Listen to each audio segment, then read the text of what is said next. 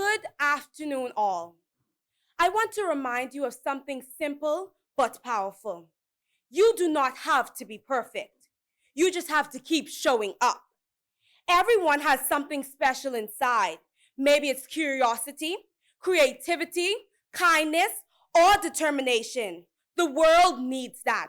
Needs you. Not someday in the future, right now. Even when things get tough, even when you make mistakes, the fact that you're still showing up sets you apart. Senators, let us bow our head as I lead you out in prayer. Our most gracious and heavenly Father, we bow before you today, asking you to strip off of all sins and all unrighteousness. May we be like the tree that is in Psalms 1 and verse 3. And it says, we must be planted by the rivers of water that bring forth our fruit in our season. May our lives be transformed and our hearts be renewed. Be with each and every mind that is in this room today. Fill our cups and let it overflow, not only with love, but knowledge and faith. Let the words of our mouths and the meditations of our hearts be acceptable in thy sight, O Lord, our strength and our Redeemer. Amen.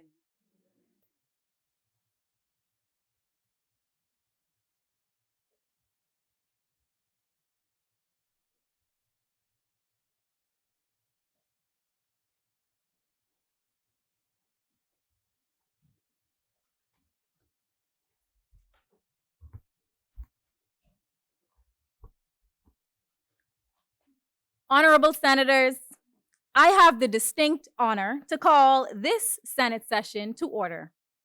Today, we gather not only to conduct the business of this chamber, but to affirm the vital role that young women play in shaping policy of how we govern and lead throughout the Bahamas. Recognizing the growth, presence, and contribution of women in public life and governance as you rise to lend your voices to issues of national importance. These issues have become increasingly substantial in our nation's development over the years, and I do hope the contributions of today provide viable solutions to these problems for the future of our country. I would like to extend special welcome to our special guests in the gallery this evening. Senators, today we have a robust agenda ahead of us, and I look forward to today's session.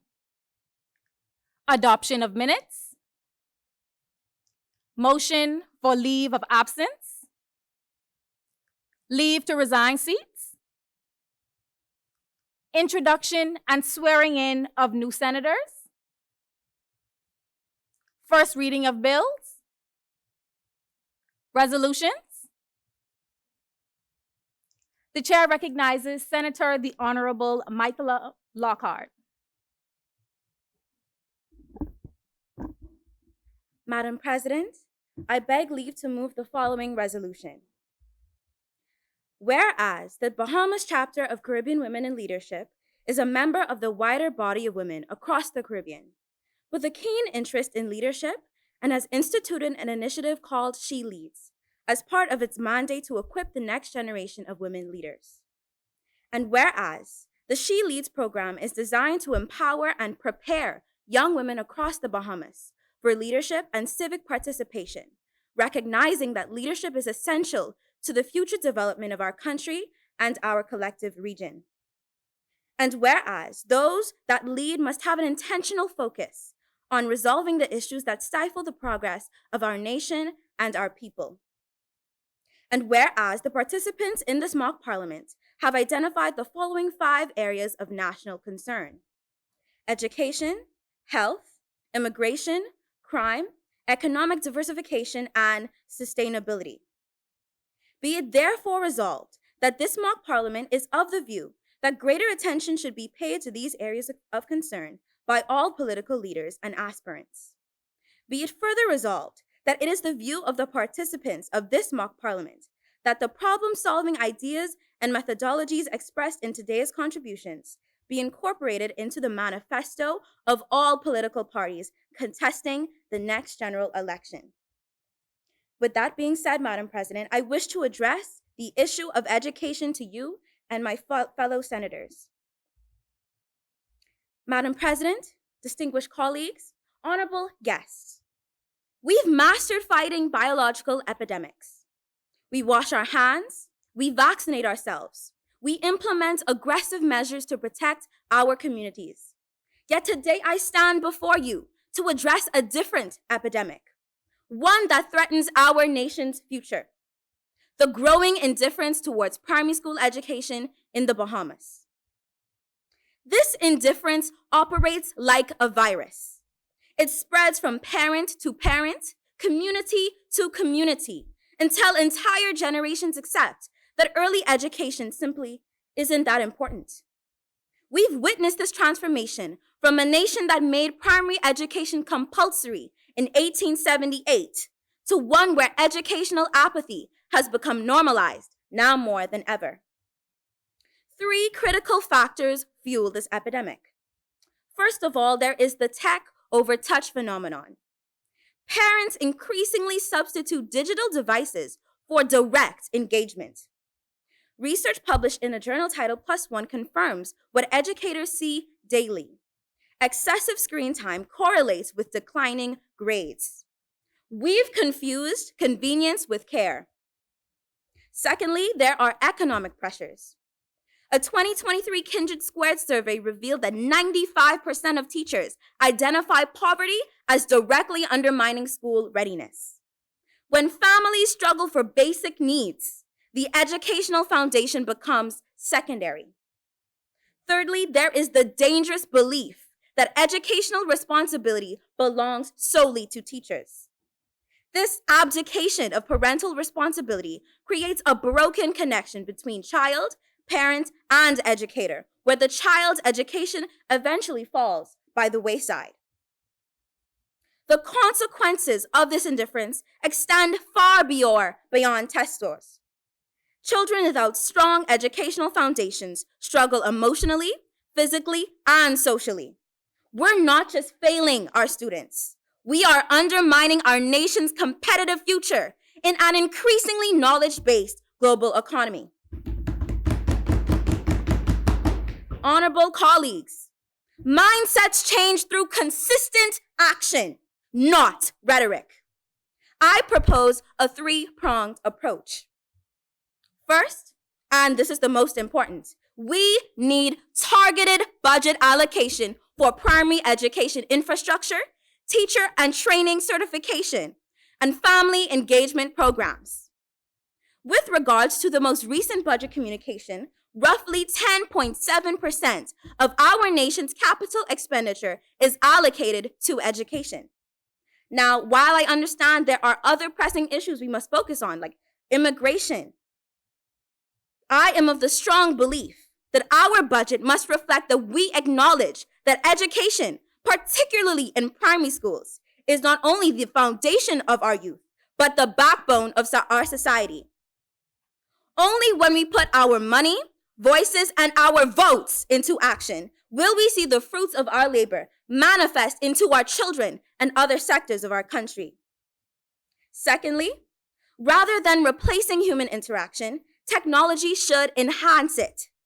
There have been many instances in the past where devices were donated to many primary schools across the country, but without proper management and efficient usage, the true benefits of technology will never be realized. As a student myself, technology helped me to discover my own learning style, and I believe that it can help our children learn in their own way and at their own pace. We need programs that train both parents and teachers to use educational technology as a tool for engagement, not as a substitute for involvement. Thirdly, we must rebuild the parent-teacher-community triangle. This means structured communication systems between community leaders, teachers, and parents, effective and relevant parental education programs, and community support networks through churches and other charitable organizations that make educational engagement accessible to all families, regardless of economic status. There was a time in our community where our community was directly involved in our children's education and by proxy their lives. We must tackle and eradicate our individualism and return to the village in order to raise our children to be leading contributors to our society. Honorable members and Madam President, the choice before us is clear. We can continue treating education as someone else's responsibility, watching our children fall further behind regional competitors. Or we can recognize that educational indifference is not inevitable. It is a choice we make every day through our policies, our budgets, and our priorities. Just as we conquered mosquito-borne diseases and contained COVID-19 through collective action, we can defeat educational indifference. But it requires treating this crisis with the urgency it deserves. Our children's futures and our nation's prosperity depend on the choices we make in this chamber today and in the future. I urge your support for immediate action on primary education reform. This epidemic of indifference stops here. Thank you, Madam President.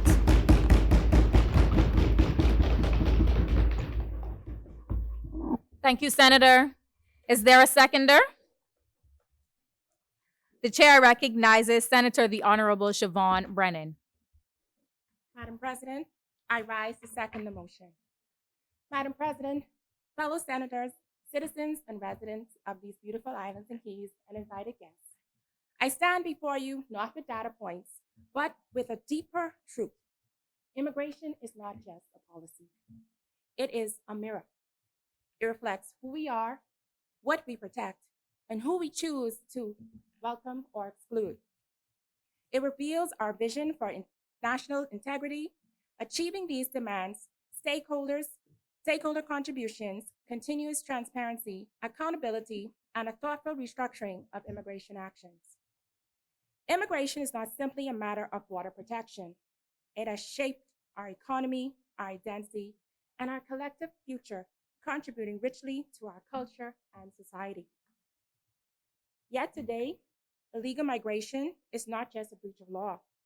It is a structural burden.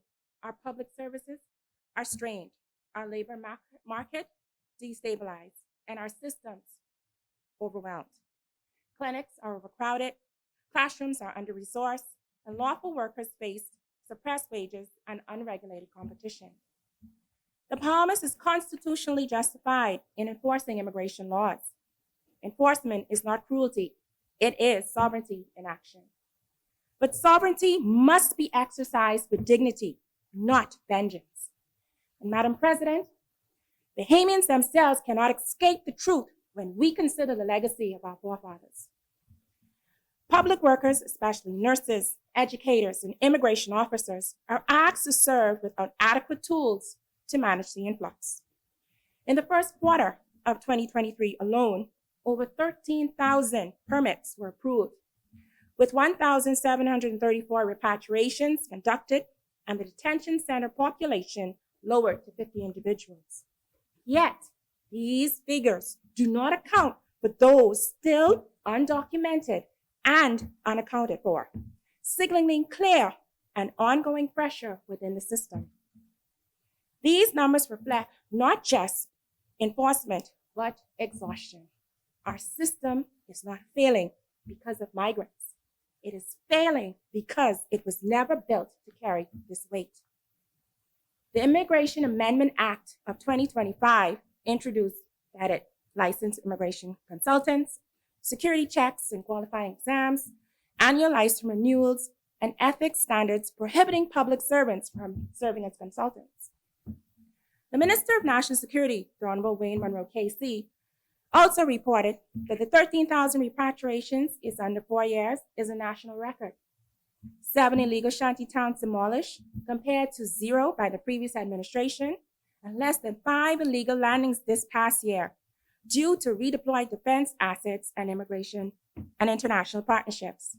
Finally, department reforms such as promotions, succession planning, fraud detection expansion, and new recruitment devices. These reforms are necessary, but they must be paired with principled frameworks that protect both sovereignty and humanity. Migration is not a crisis. It is a catalyst.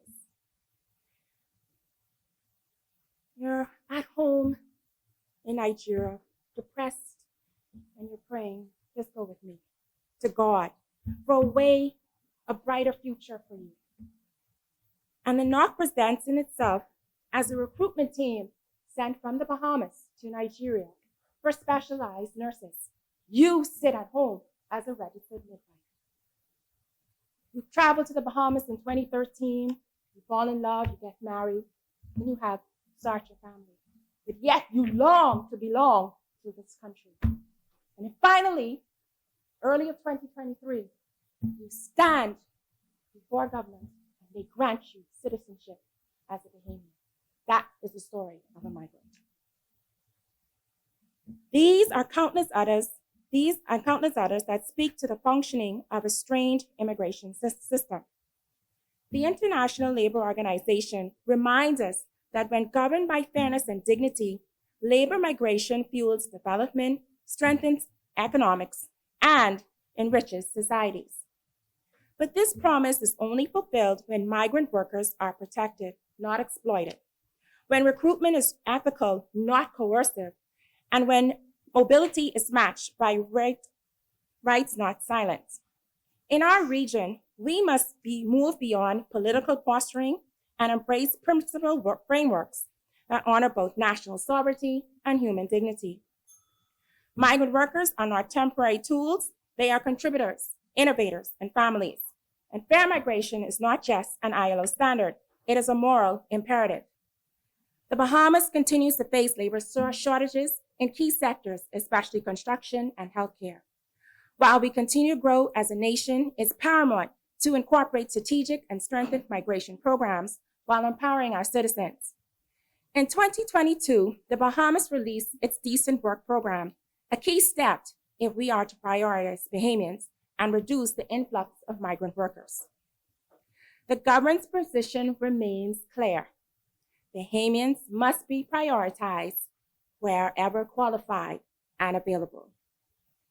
To strengthen these immigration policies, I propose public forums and roundtables with affected stakeholders to obtain the continued positive and negative impact on immigration and to continue to define reform.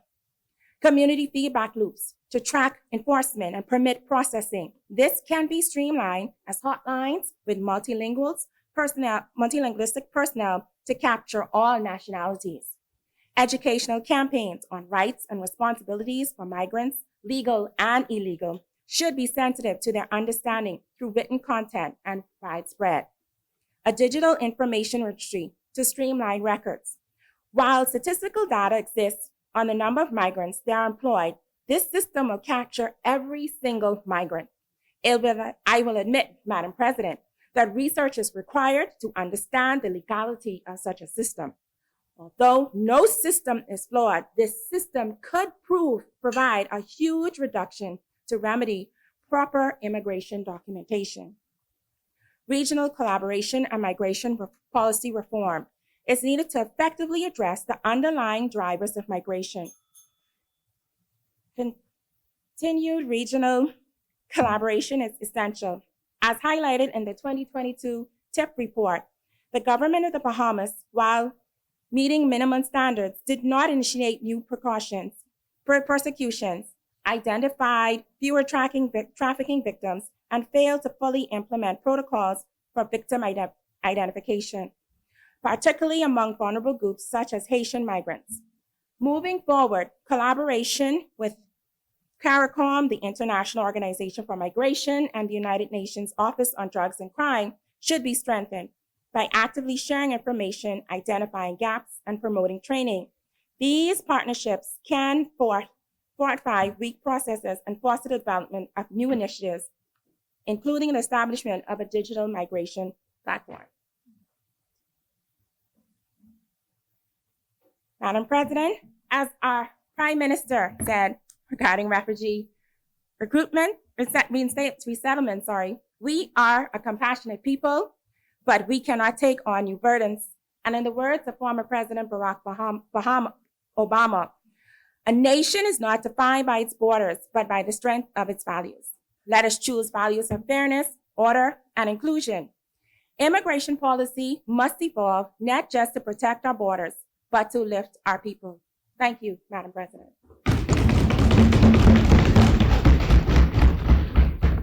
Thank you, Senator. It has been moved and seconded that the following resolution be agreed. Whereas the Bahamas chapter of Caribbean Women in Leadership is a member of the wider body of women across the Caribbean with a keen interest in leadership and has instituted an initiative called She Leads as a part of its mandate to equip the next generation of women leaders. And whereas the She Leads program is designed to empower and prepare young women across the Bahamas for leadership and civic participation, recognizing that leadership is essential to the future development of our country and our collective region. Be it therefore resolved that this mock parliament is of the view that greater attention should be paid to these areas of concern by all political leaders and aspirants. Be it further resolved that it is the view of the participants of this mock parliament that the problem-solving ideas and methodologies expressed in today's contributions be incorporated into the manifesto of all political parties contesting the next general election. As many, the chair recognizes Senator the Honorable Glathonia Sands Higgs. Thank you, Madam President. I am so grateful for this opportunity to lend my voice in support of this significant resolution. The area of focus for my contribution will be education. Imagine you're on a date to the movies and you're patiently waiting at the concession stand to purchase your favorite snacks. The point of sale system is down, but your cashier knows the prices from memory. She doesn't bother calculating the total. She simply waits as the opening credits of your movie roll on, indifferent to the delay. You grow impatient and decide to tally the bill yourself. You wonder, is this just pure laziness on her part? Or maybe she just doesn't know how to use a calculator. Perhaps she is one of the many young people who are products of social promotion. You may ask yourself, what is social promotion? According to the Glossary of Education Reform, social promotion refers to the practice of advancing students to the next grade level despite their failure to master the taught material or meet expected learning standards. This is not a foreign concept to the Bahamas. It reflects the reality that has quietly taken root in our educational system. In August 2023, Minister Glenys Hanna-Martin discussed plans on how to counter the effects of social promotion, particularly at the primary school level. Unfortunately, the lack of accessible statistics makes it all the more difficult to grasp the true scale and seriousness of this issue. However, the impact of social promotion is clearly evident in our workforce. A report by the Inter-American Development Bank on the Bahamian educational system reveals that many students graduate lacking essential skills in math and science, hindering their ability to succeed in science and technology careers. Half of the companies interviewed believe that the workforce was not adequately educated. Most recently, a local commerce expert lamented that our high schools are producing students who cannot be hired because they lack BGCSEs or other skills needed. This can result in more requests to hire foreigners or lead to businesses spending more to train their staff. So the question is, why is social promotion practiced? Proponents of social promotion believe that it is better than retention, which is allowing a student to repeat a grade level. Social promotion provides the opportunity for students to continue with their peers, which prevents them from being embarrassed. If they are made to repeat, they will be older than their classmates. Despite interest in the self-esteem of students who are socially promoted, there are no other benefits to this practice. In fact, many believe that this sets a poor standard for education and causes students to be less accountable for their academic performance.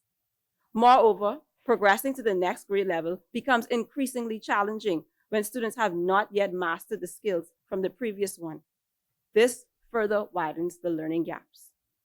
In a study conducted in a rural town in North Carolina on the effects of social promotion, school records for over 400 students were analyzed. Several students and parents were also interviewed. It was found that social promotion was a risk factor for a student dropping out of high school. Out of the number of students who dropped out of high school, 96% of them were socially promoted at least 3 times.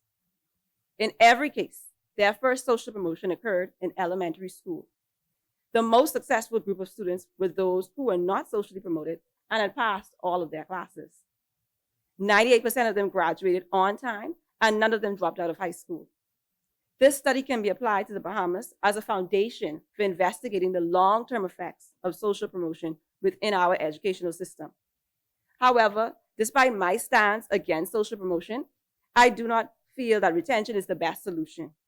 A student should not be held back simply for the sake of repeating a grade, but should instead receive targeted interventions to address their skill deficiencies. Without adequate intervention, teachers can become increasingly frustrated as they spend valuable time reteaching foundational skills that students should have already mastered.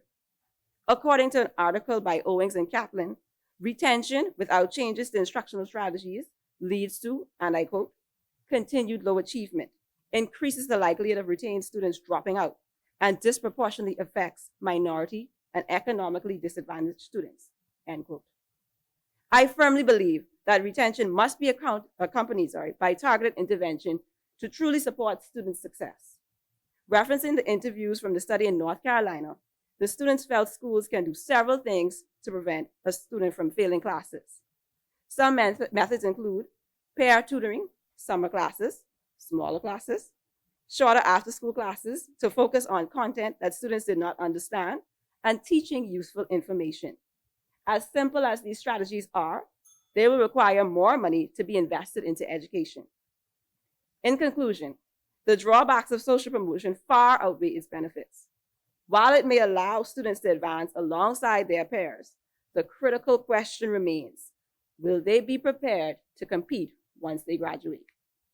Retention combined with targeted intervention can serve as the essential wake-up call, encouraging students to invest more effort in their learning and equipping them to contribute meaningfully to society.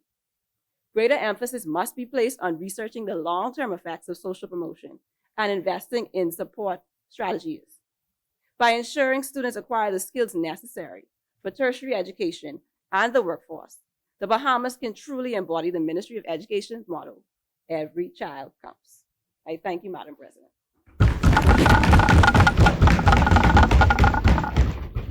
Thank you, Senator. As many? The chair recognizes Senator the Honorable Mahalia Lockhart.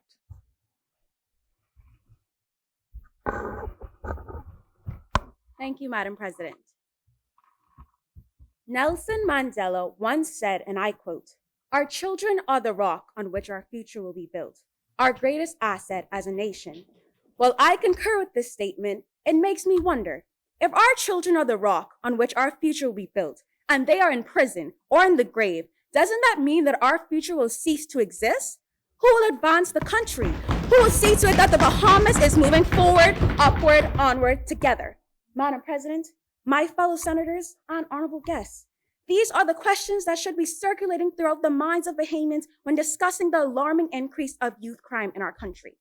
With every print of the local newspaper, another number is added to the murder count, and another life is lost, gone too soon. Sons should be burying their mothers when they grow old, not mothers burying their sons when they are young. For us to steer away from the path of hopelessness that we are on, we must address the why.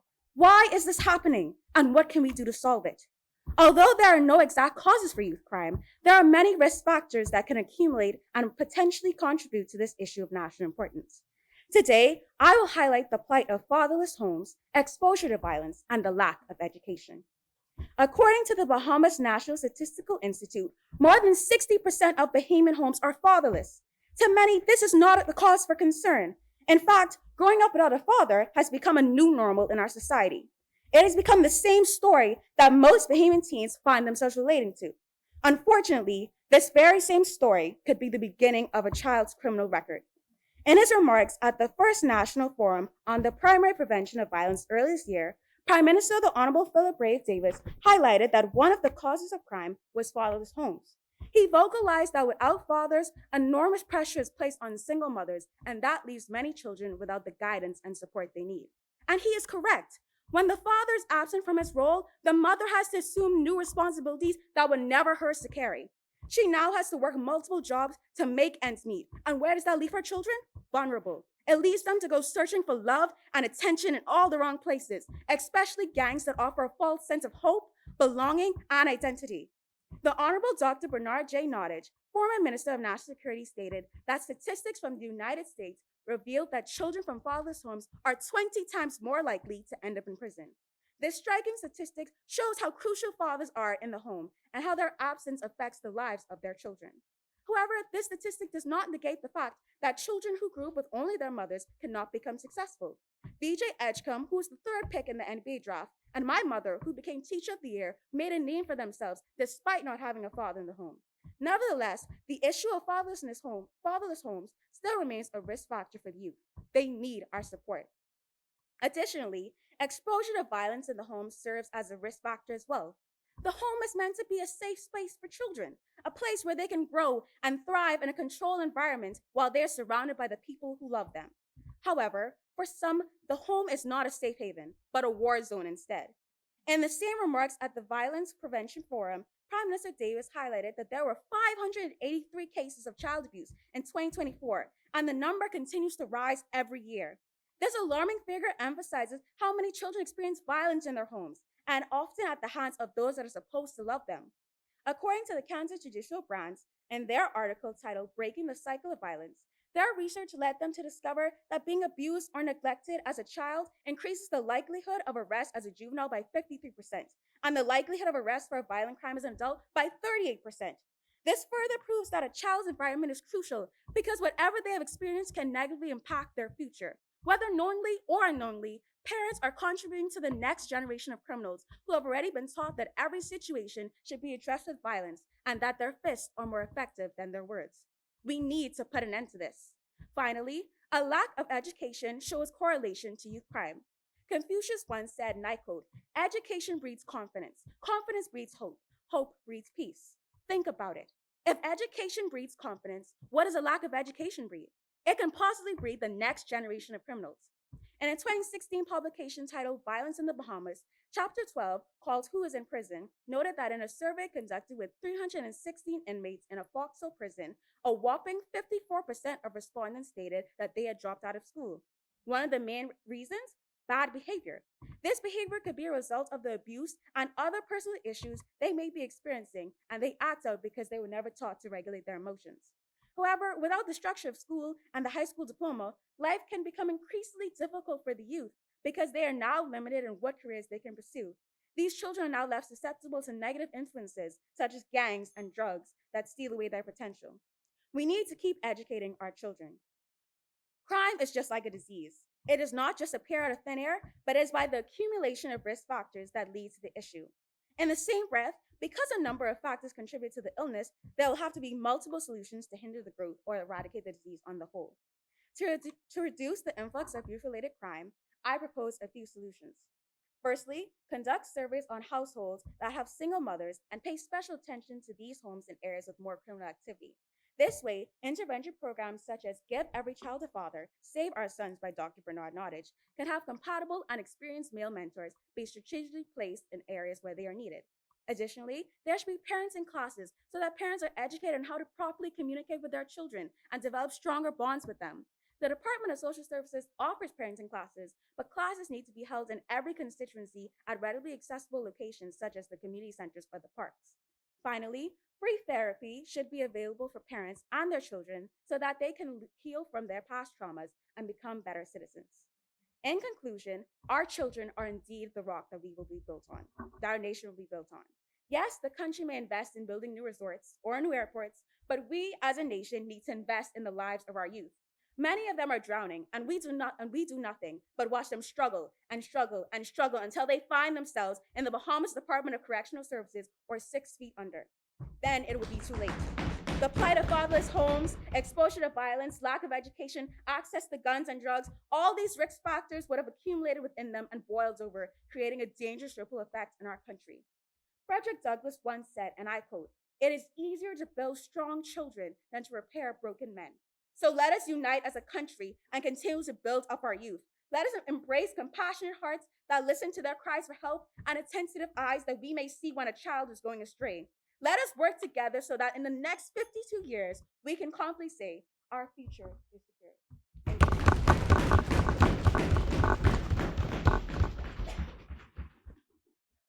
Thank you, Senator. As many,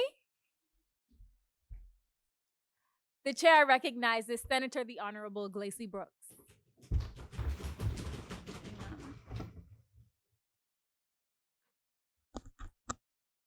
Thank you, Madam President. I rise today with purpose and conviction. As a daughter of Grand Bahama, I carry the voices of resilience, the dreams of innovators, and the determination of a people who know that our future is not defined by obstacles, but by the opportunities we create. I stand not only as a proud She Leads participant, but as a young Bahamian woman who believes that economic development and sustainability are not abstract ideas. They are the pathway to opportunity, equity, and lasting prosperity for every island and every citizen of the Bahamas. Madam President, in full agreement with this resolution before us, I have chosen to focus on the area of economic development and sustainability with a particular emphasis on trade promotion, education, and innovation. Growing up in Grand Bahama, I have seen firsthand both the challenges and the potential. I have seen the young people with bright ideas and small businesses with so much promise. I've seen resilience after storms and creativity in the face of limited resources. The talent is here, the drive is here, but the support is often missing. The reality is that across Grand Bahama and the Family Islands, many entrepreneurs don't just struggle with financial funding. They struggle with connections, mentorship, and markets. A small business may be able to start strong locally, but how do they expand into Nassau, connect with other Family Islands, or export internationally? Without those bridges, growth stalls. And this is where we must act. First, yes, funding matters, but it cannot stop at startup capital. We must ensure that budget allocations include strong funding streams for businesses that are ready to grow, scale, and export. Second, we must build bridges of connection. This means strengthening inter-island trade because no island should operate in isolation. Imagine if farmers in Andros could consistently supply hotels in Nassau, or if artisans in Exuma had structured pathways to export their craft. And for Grand Bahama, imagine if our small manufacturers had the resources to ship their products regionally, turning our island into the gateway for Bahamian trade and innovation. Third, mentorship and networks are just as valuable as money. A business owner doesn't only need capital, they need guidance. They need someone to say, here's how you can scale. Here's who you can talk to. Here's the market you should aim for. We must establish incubators and mentorship programs where experienced business leaders can guide the next generation of entrepreneurs. And I believe Grand Bahama is beginning to see this take shape with the recent introduction of the Innovate 242 Incubator, an initiative by the Tourism Development Corporation in partnership with the Ministry for Grand Bahama. This is a step in the right direction. And with greater expansion, it can become a model for the entire country. And finally, education and innovation must be at the heart of this. Our schools should prepare young Bahamians not just to look for jobs, but to create them. To think like problem solvers, innovators, and collaborators who can take the Bahamas forward. Picture this. A farmer in Andros grows an abundance of fresh produce, but struggles to reach bigger markets. With structured inter-island trade, his crops are shipped weekly to resorts in Nassau and Grand Bahama. Through innovation programs, he is taught how to package and preserve his produce, extending its shelf life and value. Soon, he is not only supplying Bahamian hotels, but also exporting to nearby Caribbean islands.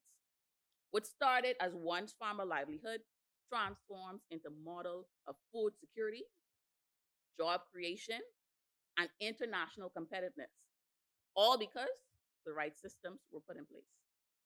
When we combine funding, mentorship, education, and most importantly, connections and inter-island trade, we build an economy that is not only sustainable and strong, one that can compete internationally, withstand global shocks, and truly work for the people of the Bahamas. This is the vision I believe in. A Bahamas where talent is not trapped by geography, where Grand Bahama stands as a leader in innovation and trade, where every island is a link in a powerful economic chain, and where opportunity flows as freely as our waters connect us. Thank you, Madam President.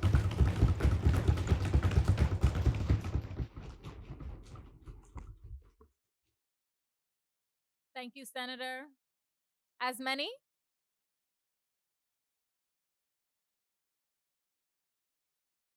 The chair recognizes Senator the Honorable Dr. Calais Philippe.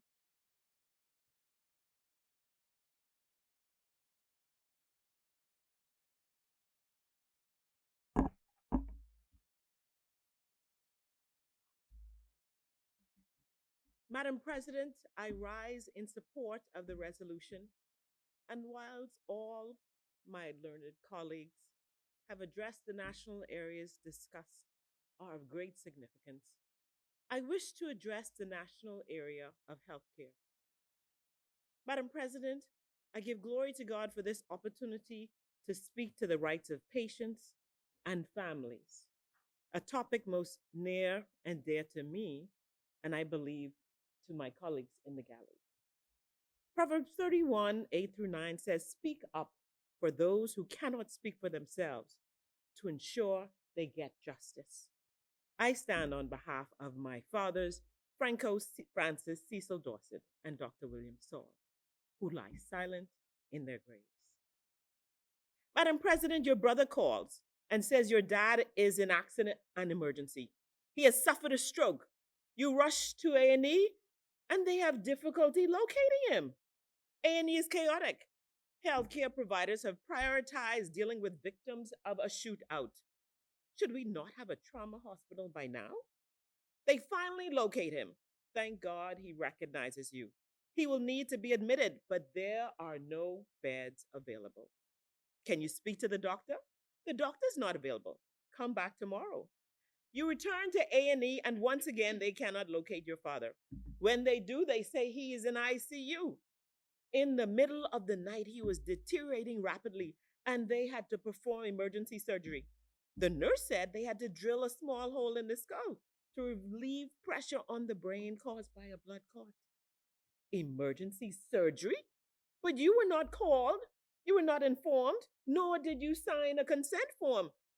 There was not an opportunity to understand the risks associated. He never speaks again.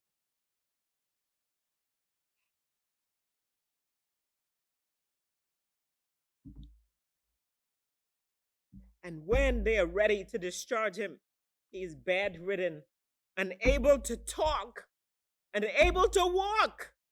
So they send him home by ambulance. He is not the same man, unrecognizable. What do? You need to get a caretaker, but no need. Your dad takes a turn for the worse, and he has to be rushed by ambulance back to A&E the following day. But there's no fight in him left, and he slips away. This is my family's story, and I can now tell our story and stand to defend my dad.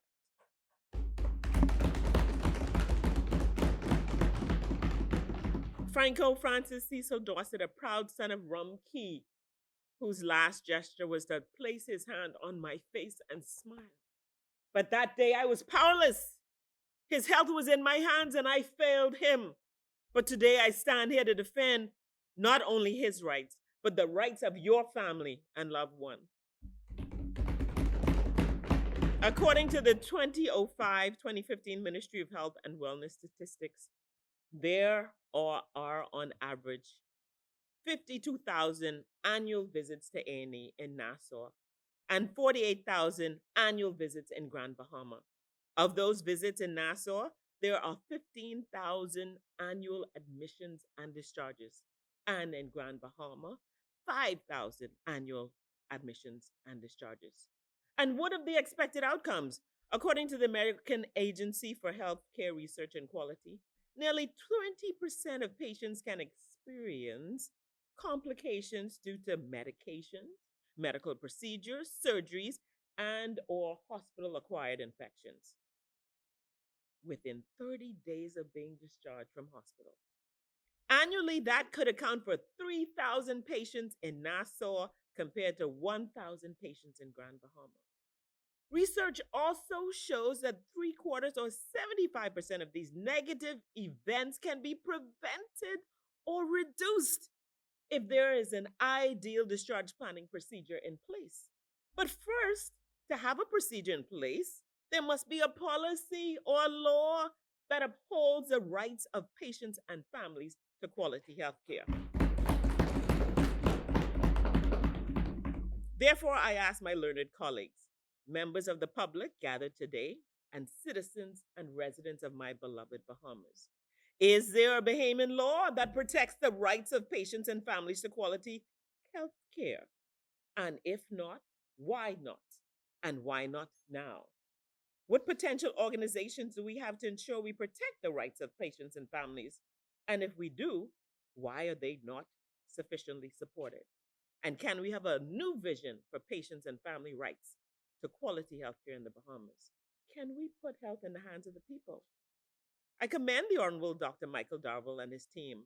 While much has been done to improve healthcare in the Bahamas, there's still much more that can be done, such as upholding the Alma Ata Declaration of 1978, which says the people have a right and duty to participate individually and collectively in the planning and implementation of their healthcare, such as adopting the 2016-2026 World Health Organization Global Strategy on Integrated People-Centered Health Services, such as passing the 2025 Patient and Rights Healthcare Rights Bill to put health in the hands of the people. What organizations do we have? I am pleased to say that there are the Community Healthcare Committee, piloted in Elizabeth Estates Clinic, led by Pastor Ted Thompson, and the Community Health Committee, championed in South Beach, led by Dr. Monique Mitchell. These were championed by CMO Dr. Dal Regis. But the history of community health committees is rooted in Long Island from Mrs. Charlene's Bain time. I also want to recognize the Patient and Family Advocacy Committee for the hospital system, supported by the Princess Margaret Foundation and led by Dr. Anthony Hamilton, seated in the gallery today. These organizations were established and empowered to have the community partner with health clinics and hospitals to ensure safe, effective, timely, and efficient and acceptable quality health care. This is putting health in the hands of the people, and it works, but it must be financially supported by the government and undergirded by law. And what is this new vision? The new vision is to have an ideal healthcare system supported by clinic community health committees and hospitals' patient and family advocacy committees, undergirded, encapsulated in law. The ideal system is an acronym. I include the development of the integrated people-centered healthcare system. D, the right to formalize discharge planning policies and procedures. A, the right to provide assessment of the healthcare system and its providers. And L, the right to be listened to share my family's goals, your family's goals, preferences, and observations, and the rights of healthcare providers to be listened to on how to improve the healthcare system. In closing, I put forward the 2025 Patients and Family Quality Healthcare Act, formerly the Patients' Rights Bill of 2019 and 2016, to place health in the hands of the people. I surveyed over 25 persons in the community, and they were 100% supportive of having a Patients and Families' Rights Bill.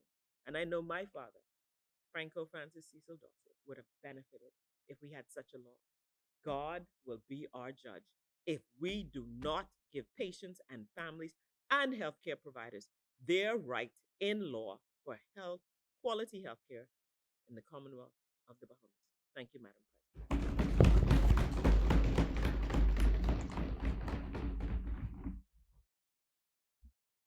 Thank you, Senator. As many? The chair recognizes Senator the Honorable Ashanique Strawn.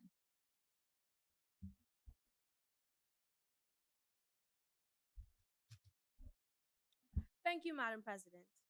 I rise with the honor to acknowledge, also give my contribution to a very important area that expressed this resolution, which is education, with the focus on the lack of parents' involvement in their child's education that can make or break their attitude towards education and how successful they are.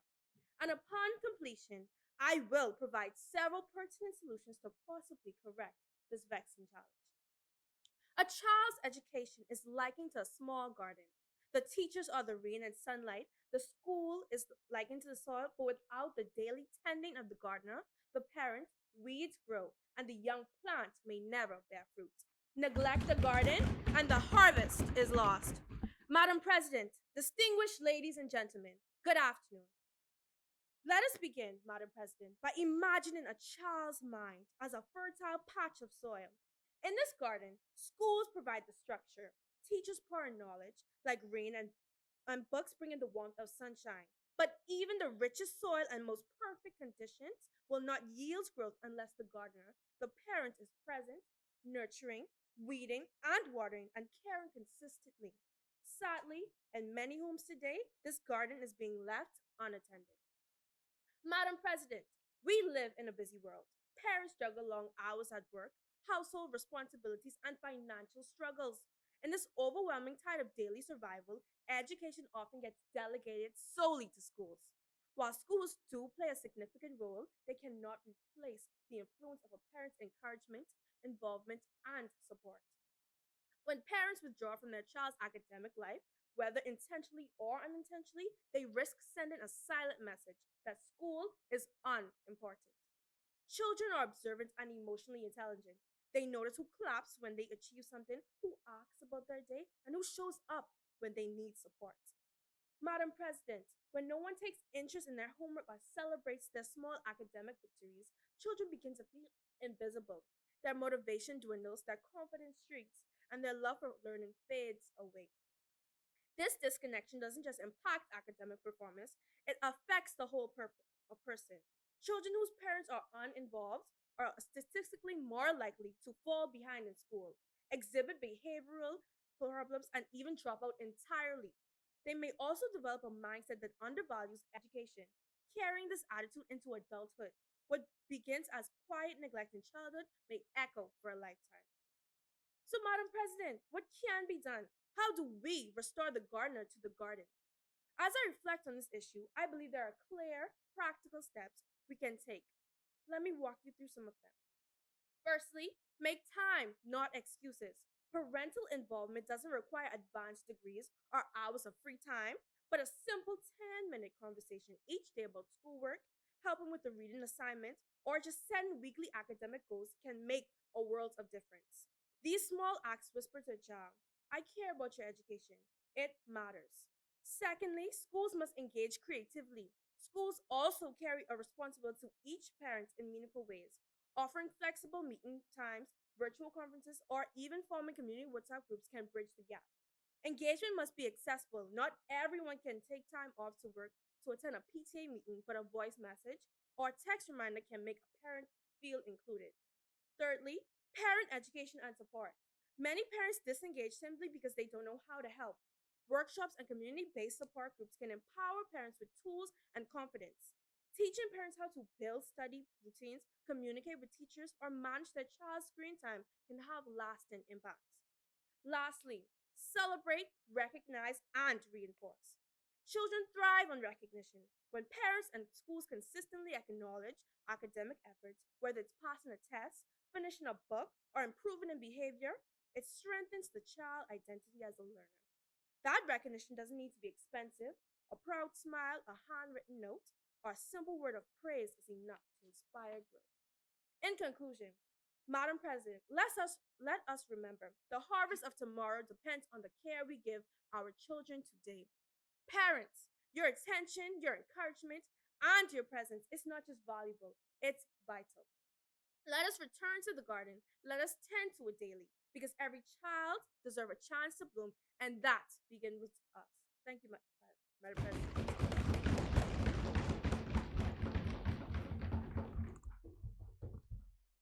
Thank you, Senator.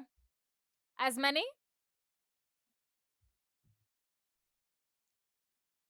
The chair recognizes Senator the Honorable Kenya Johnson.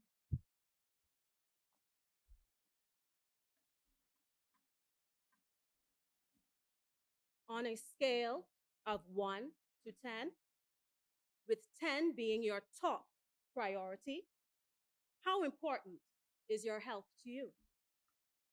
Think about it. Now you tell me, how important is health to the healthcare worker? Possibly the same, maybe even more. From physicians to registered nurse, TCNs, auxiliaries, to the lab technicians, it was during my extensive research and conducting surveys that I collected an astonishing volume of data to be expanded upon and addressed. I have found it imperative to discuss the issue of health safety concerning our healthcare workers. Hence, focusing on the national issue, public health care, emphasizing frontline, lifeline safety, prioritizing nurse and healthcare worker protection. I give honor to God, through whom all blessings flow for this opportunity. Madam President, senators, distinguished guests of the gallery, my fellow Bahamians, good afternoon. Ahead of the mass rollout of the COVID-19 vaccine, marking a pivotal moment near the end of our fight against the pandemic, a rising star in healthcare was inadvertently exposed to COVID-19 while selflessly fulfilling her duty to the Bahamian people. After working consecutive 16-hour shifts, she was cleared to return home, only to transmit the virus to her mother, who soon after tragically succumbed to the virus's symptoms. To you, our nurse, and every healthcare worker, we say thank you.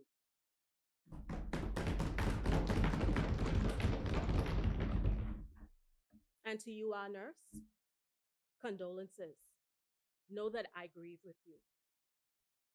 The major contributing factors were long hours, emotional strain, systemic workplace stress, mismanagement of resources, and improper staff allocation. Though we've won our fight against the pandemic, these issues continue to exist. To close the gap and to protect our healthcare workers, we must deploy modern equipment, employ competent healthcare professionals, promote qualified, socially relatable, and empathetic leaders, uphold labor rights, promote mental health awareness by reestablishing and introducing tranquility rooms where staff can decompress after traumatic events. The time has come to make bold, compassionate, and meaningful investments for the well-being of our healthcare workers. Hospitals are among the most hazardous workplaces globally. According to the U.S. Occupational Safety and Health Administration, OSHA, hospitals recorded over 221,000 work-related injuries and illnesses in 2019. These figures highlight a critical reality. Healthcare workers, especially nurses, are disproportionately exposed to occupational risks. One striking example, in the past, a fire incident at the Rand Memorial Hospital in Grand Bahama, where a fire erupted and advanced from the kitchen to the nearby wards that stored hazardous gases and chemicals. Staff members struggled to locate a fire extinguisher and had no formal training on how to operate one. This incident revealed a major deficiency in workplace safety preparedness. Healthcare workers in the Bahamas face numerous risks on the job. Slip and falls, musculoskeletal disorders, exposure to harmful substances, violence in the workplace, lack of emergency preparedness and training. We must address this systemic issue through investment in modern equipment like smart beds, lifting devices, disinfection robots, upgrade existing healthcare facilities, conduct comprehensive training programs such as OSHA training. Injury prevention in healthcare sector is not only about worker protection. It's about preserving the integrity of our public healthcare system and sustaining families by protecting the sole provider. The Bahamas National Statistical Institute published that over 62% of said families are female-led, Madam President. Therefore, we must act now. Despite the existence of the Health and Safety at Work Act 2002, many of the Act's provisions are not rigorously implemented, leaving healthcare professionals vulnerable to occupational hazards. Our current challenges: enforcement measures of the Act, weak, with limited follow-up on reported violations. The existing maximum fine of $5,000 is outdated and insufficient to deter noncompliance. There's no provision for criminal liability. Oversight is centralized and reactive rather than decentralized and proactive. We can address these shortcomings through legislative reform by the introduction of tiered fines based on severity and reoccurrence of violations. Establish criminal liability, including imprisonment for gross negligence. Employ independent management ambassadors. Institute public accountability and whistleblower protection. My fellow Bahamians, Scripture states in 3 John chapter 1, "Beloved, I wish above all things that ye prosper and be in good health, even as your soul prospereth." And how can healthcare workers prosper and be in good health if we lack accountability, lack modern equipment, lack proper staff allocation, lack safety protocols to reduce the injuries? There won't be a healthcare worker to manage a proper healthcare facility. So I challenge you, through modernization of healthcare equipment, proper staff allocation, comprehensive safety training, mental health initiatives, legislative reform, and accountability, the Bahamas can significantly enhance healthcare worker safety. I leave in your hearing on a scale of 1 to 10. How important is health and safety to our healthcare workers? Madam President.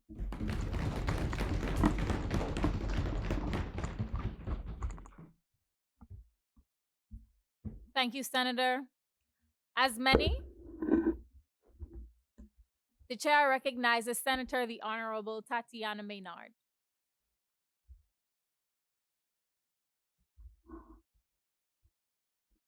Thank you, Madam President. I rise today in full agreement with the resolution before this Honorable Senate, and I stand to lend my support and my voice to this important matter. My focus is on one of the most urgent, yet too often overlooked, challenges within our healthcare system and the burden it places on the health and future of our nation. We don't talk about it nearly enough, but the Bahamas is in the middle of a public health crisis, one more common and insidious than we care to admit: obesity. We are facing a national emergency, one that's creeping up quietly, one forkful at a time. This is not about how we look, it's about how we live. The chair recognizes Senator the Honorable Kalia Cooper. Thank you, Madam President.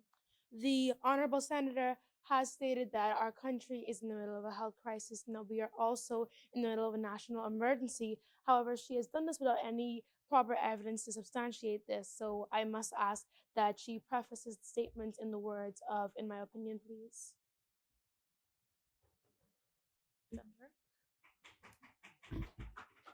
Thank you, Honorable Senator. Madam President, the point is well taken. I will, in fact, be substantiating those claims with data further on in my presentation, and I intend to table that data as well. With your leave, Madam President, if I may continue. You may. Obesity is no longer just a personal issue.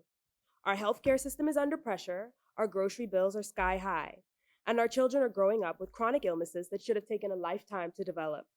If we don't shift course urgently and intentionally, this will quietly become one of the most expensive and devastating challenges the Bahamas has ever faced. We will become an over-medicated, underproductive nation, watching our children die younger than we could have ever anticipated. The UN Food and Agriculture Organization reported this year that close to 50% of the country's adult population is obese. We are now the 6th most obese country in the world and the 2nd most obese country in the Caribbean. Obesity drives our rates of heart disease, diabetes, stroke, joint failure, and even cancer. In 2019, non-communicable diseases accounted for 75.4% of all deaths in the Bahamas, and nearly 40% of those deaths were premature, involving people aged 30 to 70.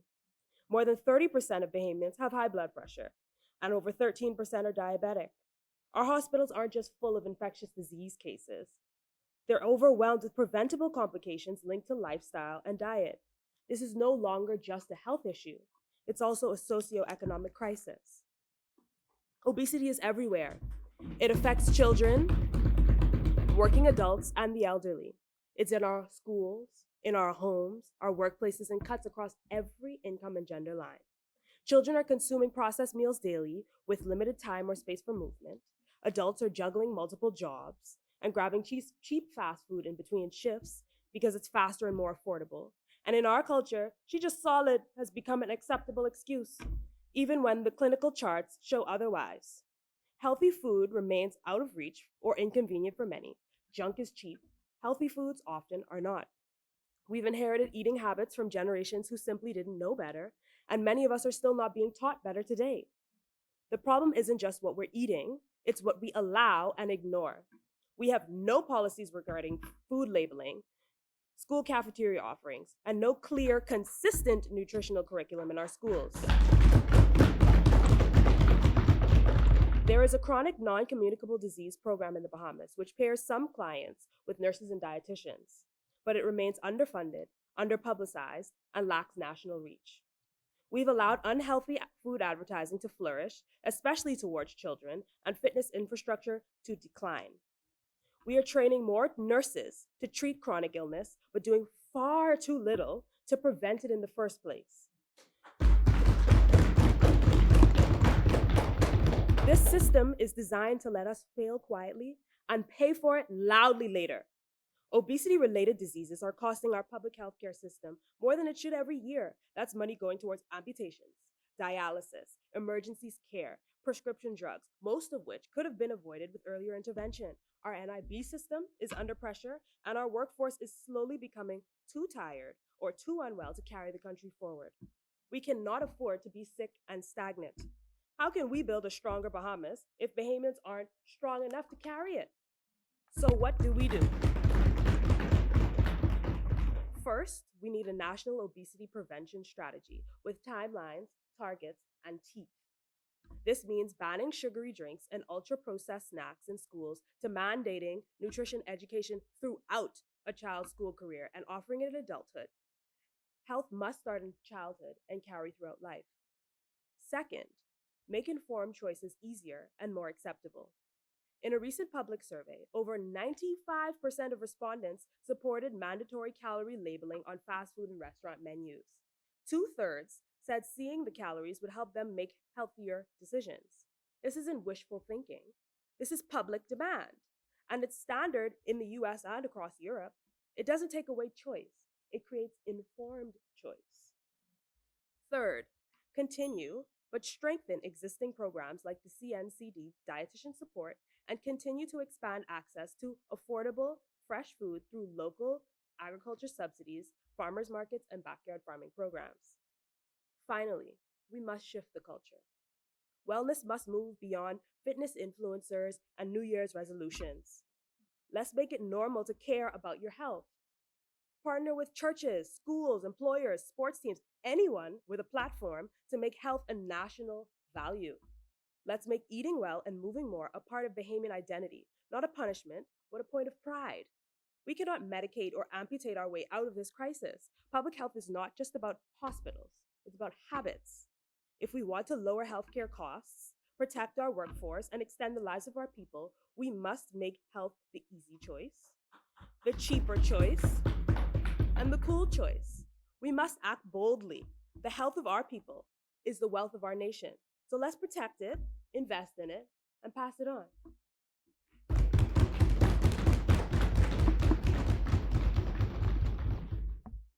Thank you, Senator. As many?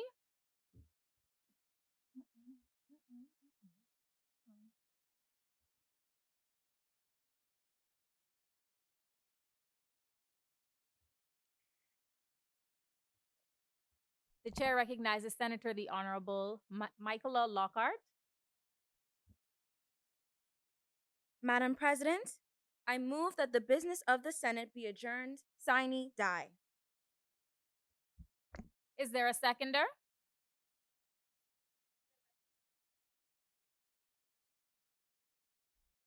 Madam President, I second the motion.